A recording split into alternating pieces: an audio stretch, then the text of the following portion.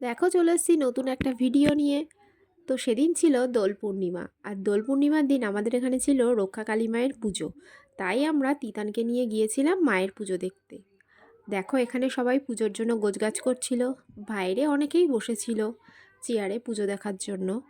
আর এখানে আর একটা মন্দির আছে, সেটা হচ্ছে শিব মন্দির, আর তার নিচে দেখো বাঁধা ছিল দুটো ছাগল, কারণ আমাদের এখানে মায়ের পুজোতে হয় পাঠা বলি। আর তিতান ওদের দুজনকে দেখে গায়ে কী করবে ঠিক করে পাচ্ছিল না, তাই তিতানের দাদা গাছের পাতা তুলে এনে দিচ্ছিল আর তিতান ওদেরকে খাওয়াচ্ছিল। ও খুব আনন্দ পাচ্ছিল ওটা করে, আবার মাঝে মাঝে গায়েও হাত দিচ্ছিল। তিতানের বাবা গিয়েছিল একটা ছোট্ট কাজ মেটাতে, তা ওর পাপা ফিরতেই আমরা বাড়ি ফিরে এসেছিলাম। মায়ের শেষ পর্যন্ত পুজো আমরা দেখিনি, তার কারণ তিতানের ঘুম পেয়ে যাচ্ছিল, আর ওর ঠান্ডাও লেগে যেত বেশি রাত পর্যন্ত থাকলে, তাই আমরা বেশি দেরি করিনি। আজ এইটুকুই, টাটা। আবার আসবো নতুন একটা ভিডিও নিয়ে, তোমরা দেখতে